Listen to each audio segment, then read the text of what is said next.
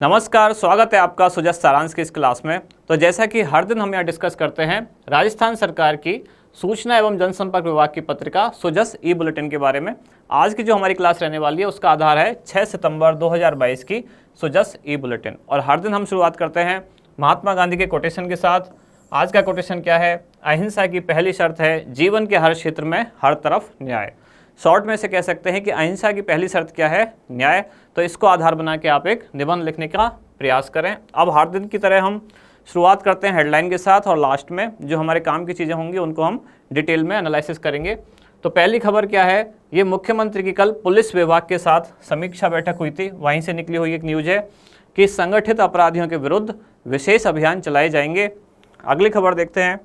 ये चिकित्सा विभाग से संबंधित खबर है जिसमें हमारे काम की है कि चिरंजीवी जीवन रक्षा योजना ये अब शुरू की गई है।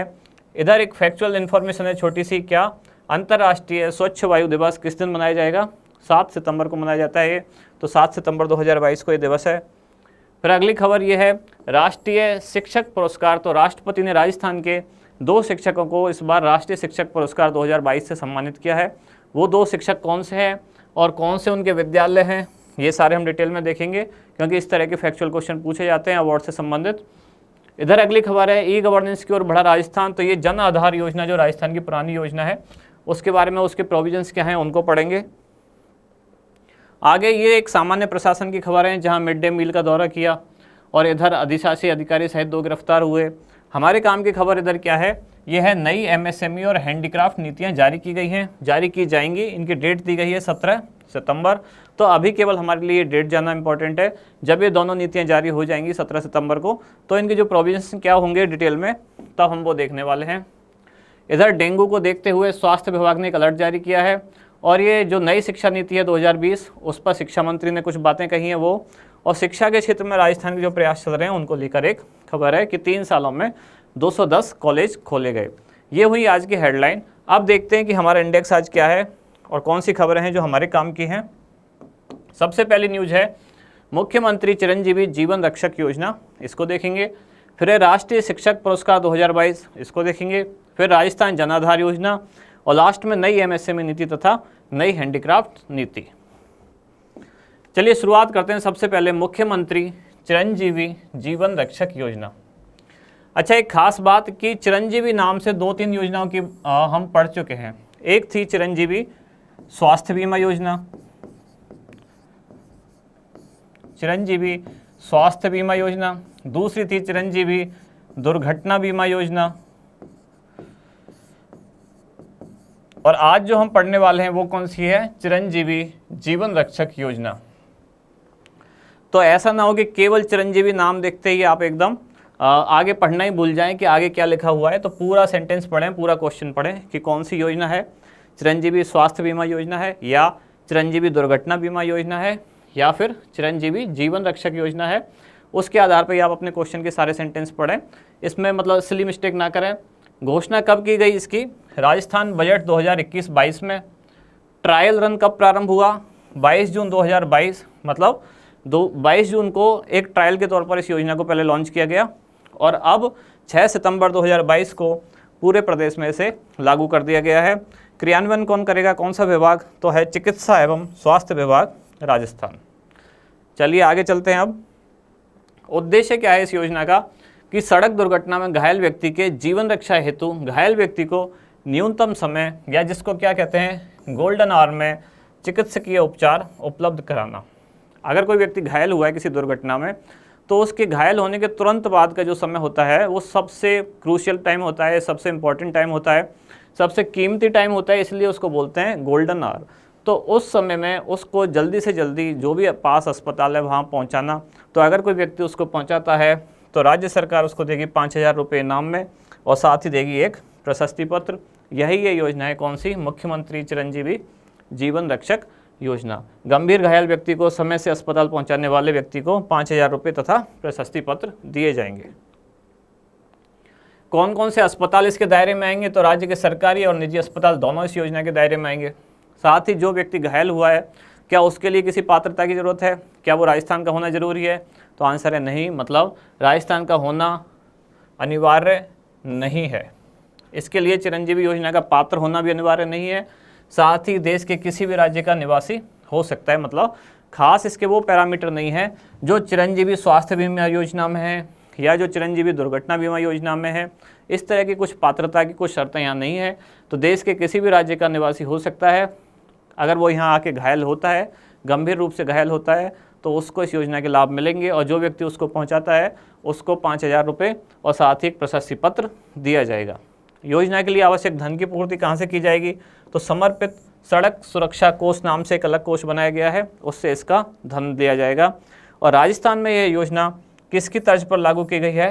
तो तमिलनाडु की तर्ज पर। तमिलनाडु में इस तरह की योजना पहले से चल रही है, उसी से प्रेरणा लेते हुए राजस्थान में भी योजना लागू की गई है। अगर आपको ध्यान हो तो हमने पहले एक बार महिला निधि के बारे में पढ़ा था, तब हमने देखा था कि राजस्थान में योजना तेलंगाना से प्रेरित होकर लागू की गई है, और जबकि ये जो चिरंजीवी मुख्यमंत्री जीवन रक्षक योजना है वो कहाँ से? तमिलनाडु से प्रेरित होकर लागू की गई है। पहले हमने पढ़ा था क्या? महिला निधि, और अब हम क्या पढ़ रहे हैं आज? मुख्यमंत्री चिरंजीवी जीवन रक्षक योजना। ये कहाँ से प्रेरित है? तमिलनाडु से। और ये कहाँ से प्रेरित है राजस्थान में? तेलंगाना से।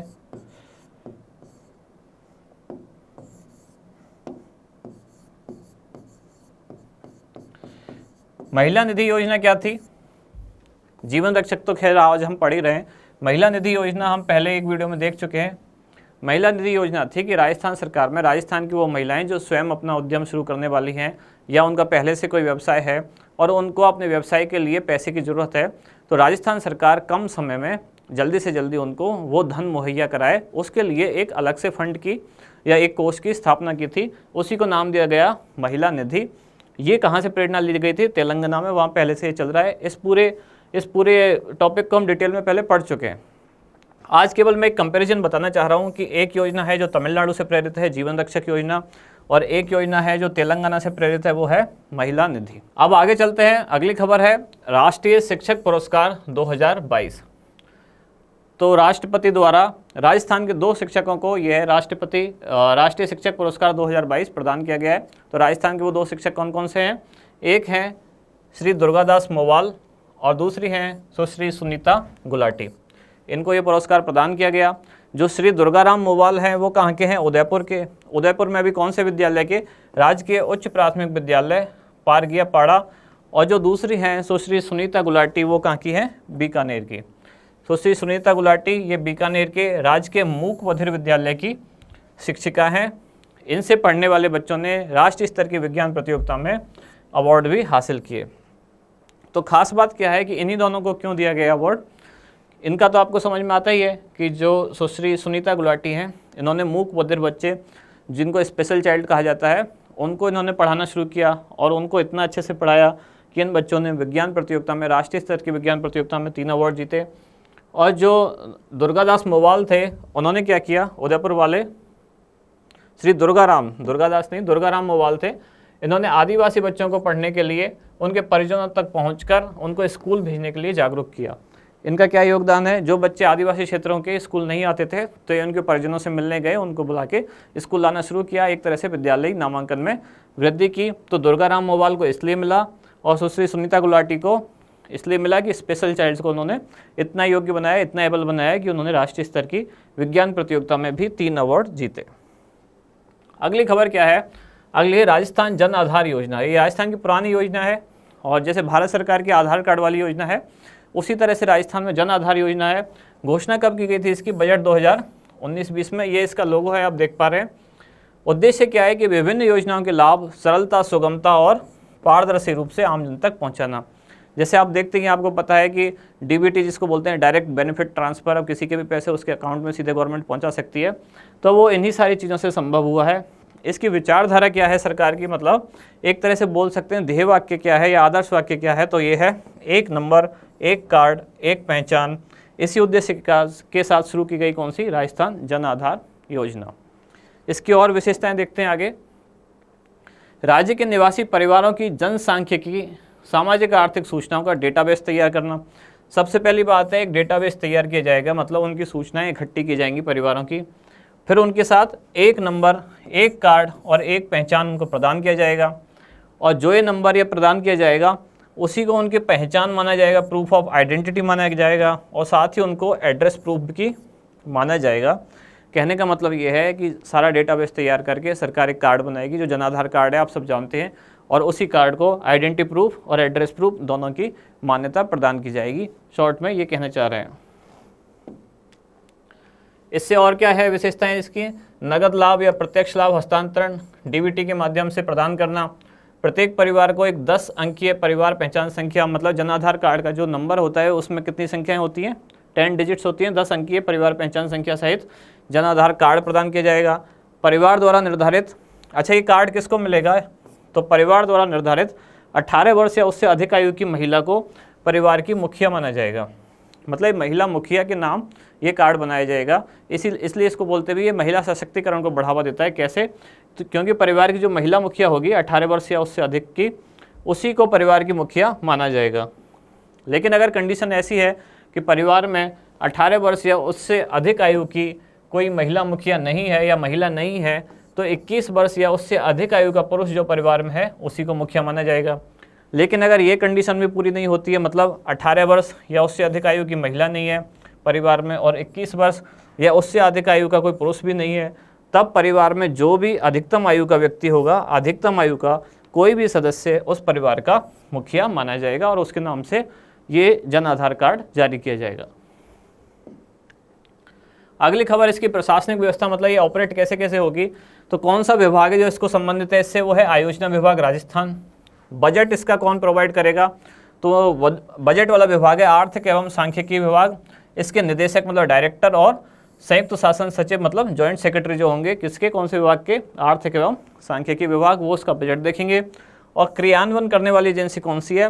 RajComp info services limited Jaipur, ये इसका क्रियान्वयन करने वाली एजेंसी या एक तरह से नोडल एजेंसी भी से कह सकते हैं। ये जन आधार कार्ड आप देख पा रहे हैं, सरकार की जो विज्ञापन है उसी से ली गई एक इमेज है, जिसमें वो इस योजना के जो मुख्य बिंदु हैं वो सारे हाईलाइट किए हुए हैं। जैसे इससे सरकारी योजनाओं एवं जन कल्याण की योजनाओं के लाभ तथा सेवाएं मिल सकेंगे। इसको आइडेंटिटी प्रूफ माना जाएगा और एड्रेस प्रूफ माना जाएगा। इसी को आयुष्मान भारत और महात्मा गांधी राजस्थान स्वास्थ्य बीमा योजना का लाभ मिल सकेगा। योजनाओं की पात्रता निर्धारित करने में सहायक होगी। साथ ही मोबाइल ऐप आदि से ये कनेक्टिविटी प्रदान करेगी। सारा ब्यौरा एक साथ होगा। तो इन्हीं को आप मेन एग्जाम में उद्देश्य के तौर पर या विशेषताओं के तौर पर भी इन 5 की पॉइंट्स को लिख सकते हैं। इधर इसकी जो विचारधारा है वो भी लिखी हुई है, एक नंबर, एक कार्ड, एक पहचान, सारी चीज़ें इसमें लिखी हुई हैं जो भी कीवर्ड्स हैं। आगे चलते हैं, अगली खबर क्या है हमारी। नई एमएसएमई नीति या नई एमएसएमई नीति और नई हैंडीक्राफ्ट नीति, ये दोनों आने वाली हैं। किस दिन आएंगी ये? तो ये 17 सितंबर 2022 को आयोजित होने वाला एक प्रोग्राम है, उसमें दोनों नीतियाँ जारी की जाएंगी राजस्थान की। तो जब जारी हो जाएंगी तब इनकी जो डिटेल में प्रोविजन होंगे वो हम सारे देखने वाले हैं। अभी केवल इतना जानना जरूरी है, 17 सितंबर 2022 को एक समारोह आयोजित होगा जिसका आयोजक कौन होगा? उद्योग एवं वाणिज्य विभाग। तो तब डिटेल में इनको आगे देखेंगे। और अब आज की न्यूज़ के बाद लास्ट में जैसा कि हम हर दिन एक क्वेश्चन डिस्कस करते हैं, आज का क्वेश्चन क्या है? मुख्यमंत्री चिरंजीवी जीवन रक्षक योजना के संबंध में कौन सा कथन सही नहीं है? पहला कथन है राजस्थान में ये योजना तमिलनाडु सरकार की इसी तरह की योजना से प्रेरित है। गंभीर घायल व्यक्तियों को अस्पताल पहुंचाने वाले व्यक्ति को 5,000 रुपये दिए जाएंगे। राज्य के निजी चिकित्सालय भी इस योजना के दायरे में आते हैं और योजना का लाभ प्राप्त करने हेतु राजस्थान का मूल निवासी होना अनिवार्य है। तो इसका आंसर क्या होगा वो आप हमें कमेंट करके बताएं। आप मिलते हैं कल अगली वीडियो के साथ, अगली न्यूज़ के साथ। धन्यवाद।